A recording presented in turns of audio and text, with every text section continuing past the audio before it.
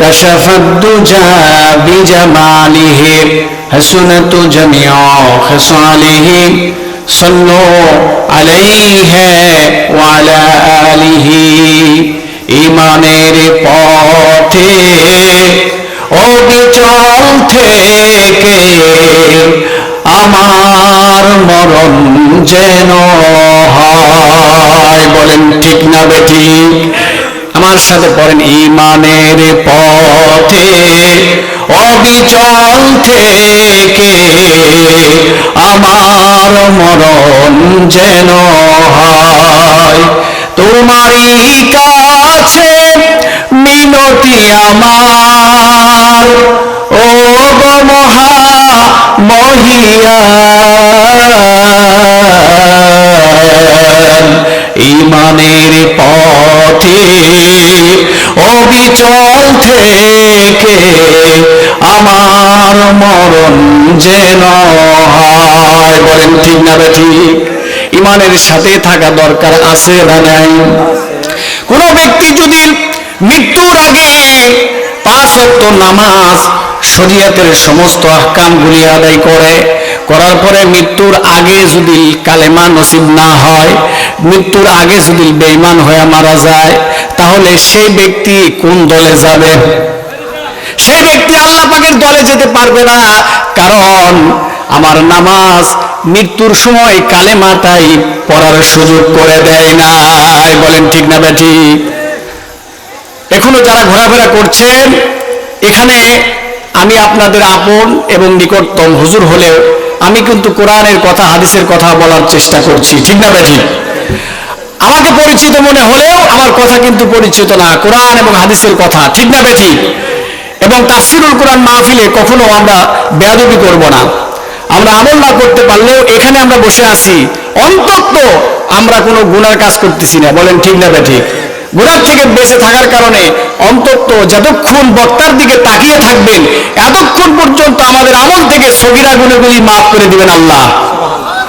এজন্য সে আশা নিয়ে, সেই প্রত্যয় নিয়ে যারা বাড়িতে এখনো বসে আছেন, আমাদের তাফসীরুল মাহফিল যথা টাইমে শেষ হবে এবং আমাদের পর্যাপ্ত পরিমাণ তবারক আছে, যেটা আমরা সঠিক টাইমে বিতরণ করব। এখনো যারা ঘোরাফেরা করছেন, দেরি করছেন, এই মাহফিলে অংশগ্রহণ করে আপনি প্রথমে লাভবান হন, সওয়াব অর্জন করেন, আল্লাহকে খুশি করার জন্য, নবীকে খুশি করার জন্য। ঠিক না বেঠিক? আমি একটা কোরআনুল কারীমের ছোট্ট একটি আয়াতের অংশ আপনাদের সামনে তুলে ধরেছি, সেইটা নিয়ে আমি ভূমিকার দিকে চলে যাব। কারণ আল্লাহ রাব্বুল আলামিন বলেন সূরা মুজদালিফায়, রাদিয়াল্লাহু আনহুম ওয়া রাদওয়ান, আমি আল্লাহ পাক তোমাদের উপরে খুশি হয়ে যাব। কে বলতেছেন বলেন তো? আল্লাহ বলতেছেন আমি তোমাদের উপরে খুশি হয়ে যাব। শুধু আমি আল্লাহ পাক খুশি হব না, যাদের উপরে আমি আল্লাহ পাক খুশি হব তারা বলবে, আমার কৃতজ্ঞতা প্রকাশ করবে, তারাও আমার উপরে খুশি হয়ে যাবে। বলেন সুবহানাল্লাহ। আল্লাহ পাক খুশি হবেন আমাদের উপরে, রাজি হবেন আমাদের উপরে। আসমানের মালিক যদি আমাদের উপরে রাজি হয়, আসমানের মালিক সে আল্লাহ যদি আমাদের হয়ে যায়, তাহলে দুনিয়াতে আমাদের কোনো টেনশন আছে?